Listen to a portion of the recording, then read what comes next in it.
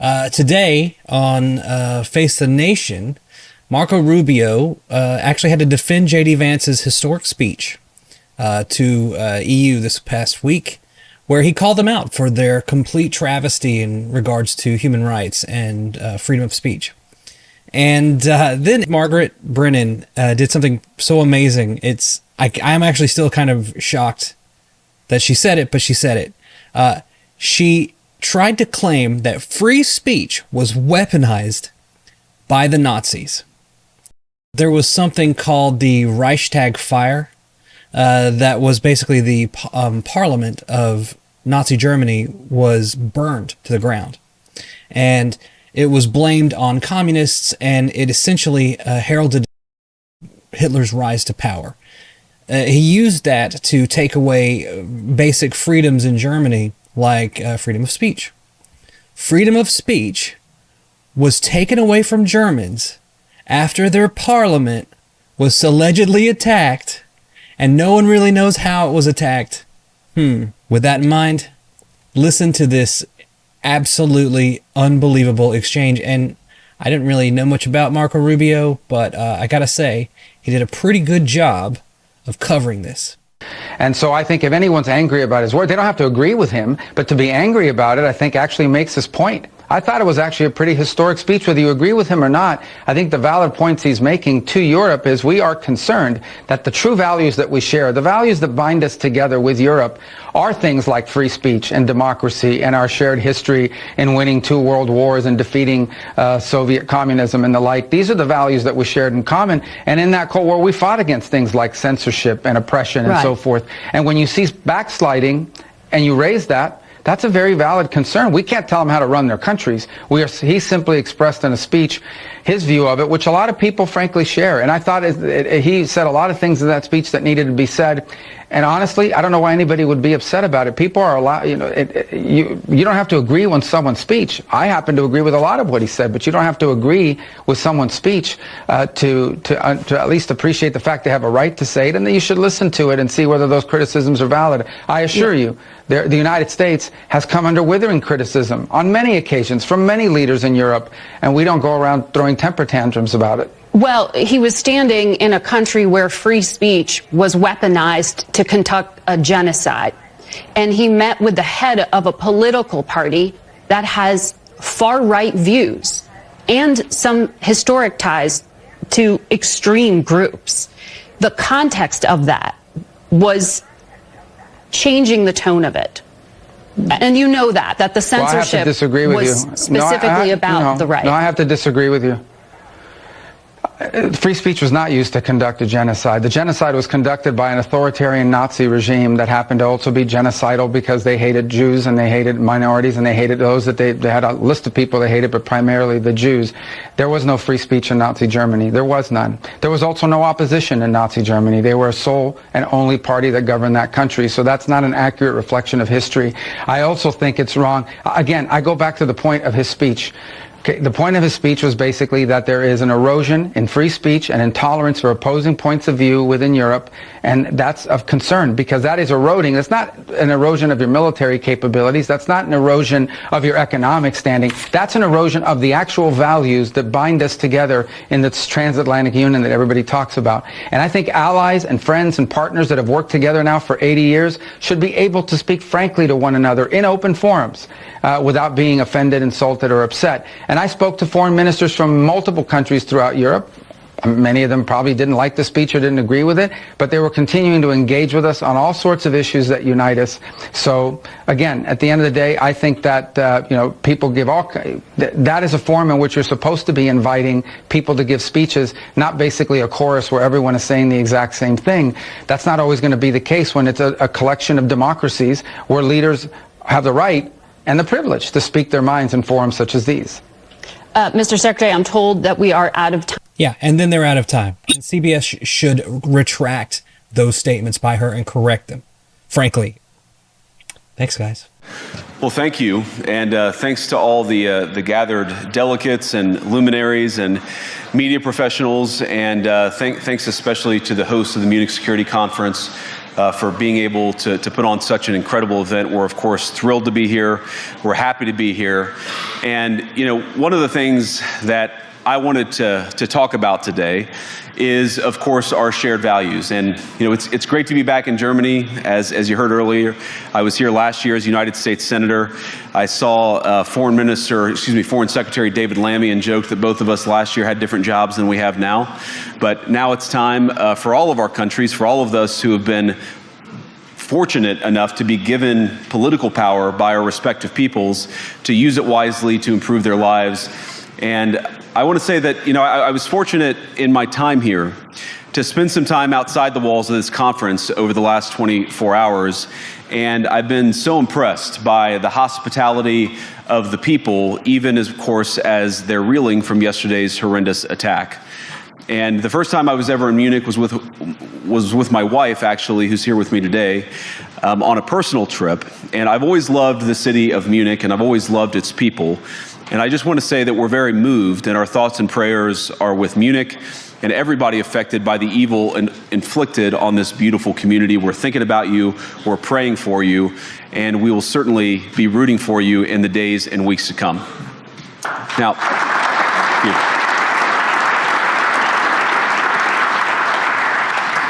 I hope that's not the last bit of applause that I get, but we gather at this conference, of course, to discuss security, and normally we mean threats to our external security. I see many great military leaders gathered here today.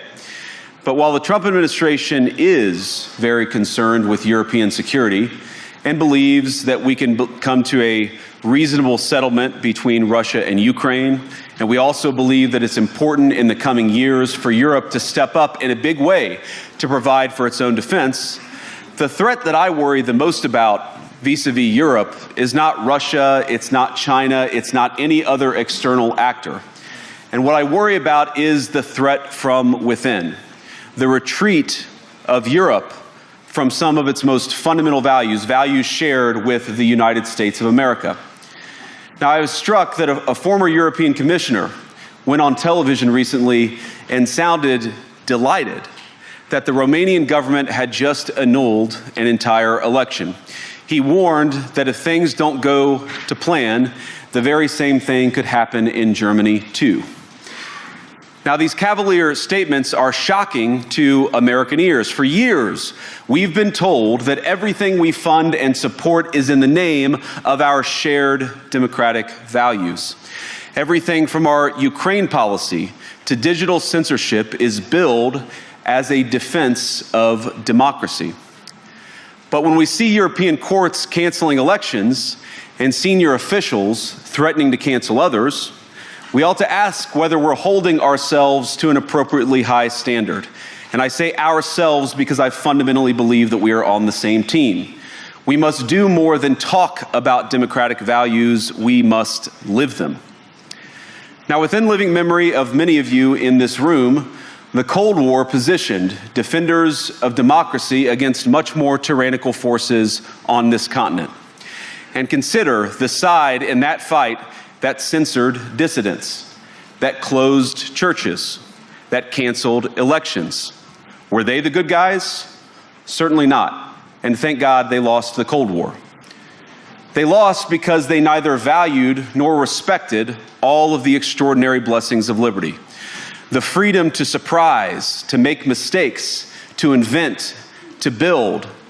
As it turns out, you can't mandate innovation or creativity, just as you can't force people what to think, what to feel, or what to believe. And we believe those things are certainly connected. And unfortunately, when I look at Europe today, it's sometimes not so clear what happened to some of the Cold War's winners. I look to Brussels, where EU commissars warn citizens that they intend to shut down social media during times of civil unrest the moment they spot what they've judged to be, quote, hateful content. Or to this very country, where police have carried out raids against citizens suspected of posting anti-feminist comments online as part of, quote, combating misogyny on the internet, a day of action. I look to Sweden, where 2 weeks ago the government convicted a Christian activist for participating in Koran burnings that resulted in his friend's murder. And as the judge in his case chillingly noted, Sweden's laws to supposedly protect free expression do not, in fact, grant, and I'm quoting, a free pass to do or say anything without risking offending the group that holds that belief. And perhaps most concerningly, I look to our very dear friends, the United Kingdom, where the backslide away from conscience rights has placed the basic liberties of religious Britons in particular in the crosshairs. A little over 2 years ago, the British government charged Adam Smith Connor, a 51-year-old physiotherapist and an Army veteran, with the heinous crime of standing 50 meters from an abortion clinic and silently praying for 3 minutes. Not obstructing anyone, not interacting with anyone, just silently praying on his own. And after British law enforcement spotted him and demanded to know what he was praying for, Adam replied simply, it was on behalf of the unborn son he and his former girlfriend had aborted years before. Now, the officers were not moved. Adam was found guilty of breaking the government's new buffer zones law, which criminalizes silent prayer and other actions that could influence a person's decision within 200 meters of an abortion facility. He was sentenced to pay thousands of pounds in legal costs to the prosecution.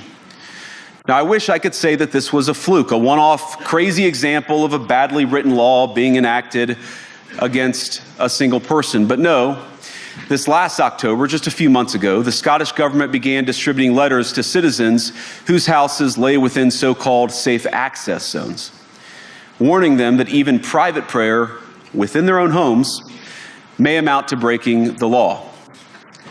Naturally, the government urged readers to report any fellow citizens suspected guilty of thought crime. In Britain and across Europe, free speech, I fear, is in retreat. And in the interest of comedy, my friends, but also in the interest of truth, I will admit that sometimes the loudest voices for censorship have come not from within Europe, but from within my own country, where the prior administration threatened and bullied social media companies to censor so-called misinformation.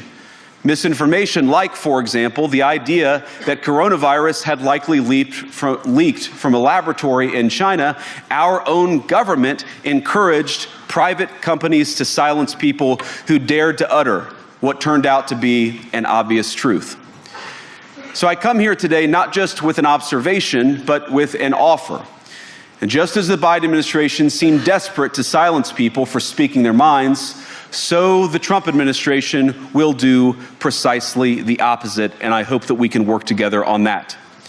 In Washington, there is a new sheriff in town, and under Donald Trump's leadership, we may disagree with your views, but we will fight to defend your right to offer it in the public square, agree or disagree.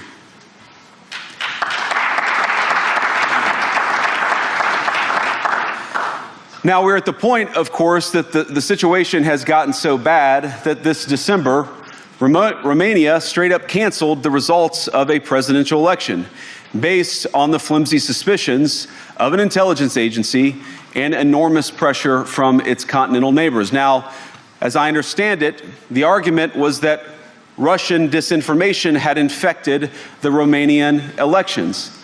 But I'd ask my European friends to have some perspective. You can believe it's wrong for Russia to buy social media advertisements to influence your elections. We certainly do. You can condemn it on the world stage even. But if your democracy can be destroyed with a few $100,000 of digital advertising from a foreign country, then it wasn't very strong to begin with. Now, the good news is that I happen to think your democracies are substantially less brittle than many people apparently fear. And I really do believe that allowing our citizens to speak their mind will make them stronger still. Which, of course, brings us back to Munich, where the organizers of this very conference have banned lawmakers representing populist parties on both the left and the right from participating in these conversations. Now, again, we don't have to agree with everything or anything that people say, But when when political leaders represent an important constituency, it is incumbent upon us to at least participate in dialogue with them. Now, to many of us on the other side of the Atlantic, it looks more and more like old entrenched interests hiding behind ugly Soviet-era words like misinformation and disinformation, who simply don't like the idea that somebody with an alternative viewpoint might express a different opinion or, God forbid, vote a different way or, even worse, win an election. Now, this is a security conference, and I'm sure you all came here prepared to talk about how exactly you intend to increase defense spending over the next few years in line with some new target. And that's great, because as President Trump has made abundantly clear, he believes that our European friends must play a bigger role in the future of this continent. We don't think, you hear this term, burden sharing, but we think it's an important part of being in a shared alliance together that the Europeans step up while America focuses on areas of the world that are in great danger. But let me also ask you, how will you even begin to think through the kinds of budgeting questions if we don't know what it is that we are defending in the first place? I've heard a lot already in my conversations, and I've had many, many great conversations with many people gathered here in this room. I've heard a lot about what you need to defend yourselves from, and of course that's important. But what has seemed a little bit less clear to me, and certainly I think to many of the citizens of Europe, is what exactly it is that you're defending yourselves for. What is the positive vision that animates this shared security compact that we all believe is so important? And I believe deeply that there is no security if you are afraid of the voices, the opinions, and the conscience that guide your very own people. Europe faces many challenges, but the crisis this continent faces right now, the crisis I believe we all face together, is one of our own making.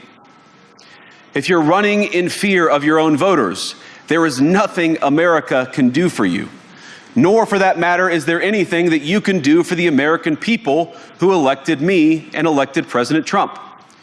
You need democratic mandates to accomplish anything of value in the coming years. Have we learned nothing that thin mandates produce unstable results? But there is so much of value that can be accomplished with the kind of democratic mandate that I think will come from being more responsive to the voices of your citizens. If you're going to enjoy competitive economies, if you're going to enjoy affordable energy and secure supply chains, then you need mandates to govern, because you have to make difficult choices to enjoy all of these things. And of course, we know that very well in America. You cannot win a democratic mandate by censoring your opponents or putting them in jail, whether that's the leader of the opposition, a humble Christian praying in her own home, or a journalist trying to report the news. Nor can you win one by disregarding your basic electorate on questions like who gets to be a part of our shared society. And of all the pressing challenges that the nations represented here face, I believe there is nothing more urgent than mass migration. Today, almost 1 in 5 people living in this country moved here from abroad. That is, of course, an all-time high. It's a similar number, by the way, in the United States, also an all-time high. The number of immigrants who entered the EU from non-EU countries doubled between 2021 and 2022 alone, and of course it's gotten much higher since. And we know the situation, it didn't materialize in a vacuum. It's the result of a series of conscious decisions made by politicians all over the continent and others across the world over the span of a decade. We saw the horrors wrought by these decisions yesterday in this very city.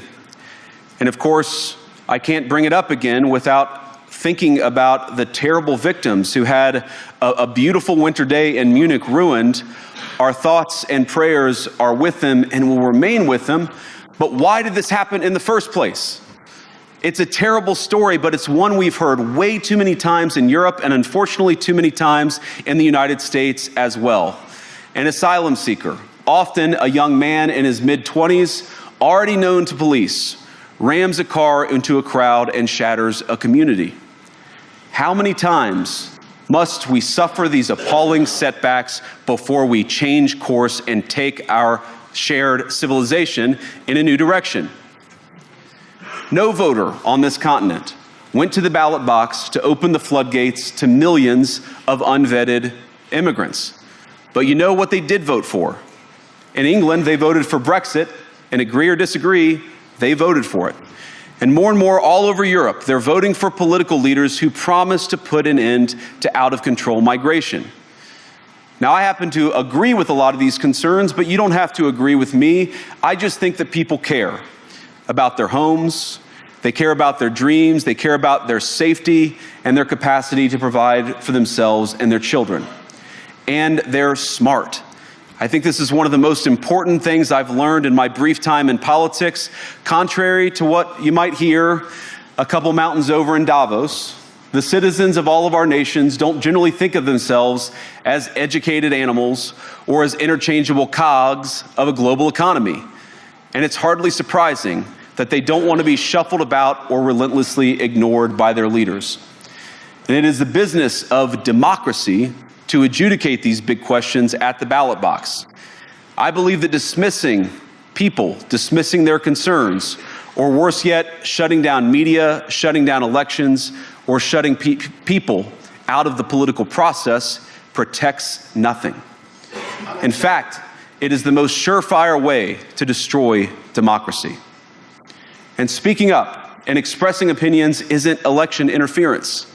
Even when people express views outside your own country, and even when those people are very influential.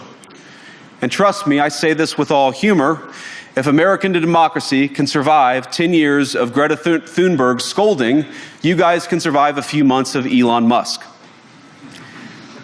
But what no democracy, American, German, or European, will survive is telling millions of voters that their thoughts and concerns, their aspirations, their pleas for relief are invalid or unworthy of even being considered. Democracy rests on the sacred principle that the voice of the people matters. There's no room for firewalls.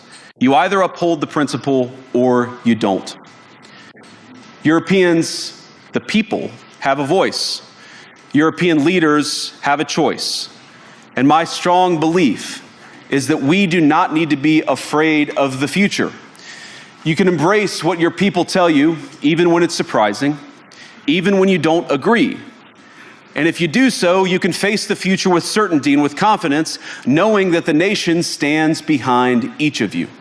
And that, to me, is the great magic of democracy. It's not in these stone buildings or beautiful hotels. It's not even in the great institutions that we have built together as a shared society. To believe in democracy is to understand that each of our citizens has wisdom and has a voice. And if we refuse to listen to that voice, even our most successful fights will secure very little. As Pope John Paul II, in my view, one of the most extraordinary champions of democracy on this continent or any other, once said, "Do not be afraid." We shouldn't be afraid of our people, even when they express views that disagree with their leadership. Thank you all. Good luck to all of you. God bless you.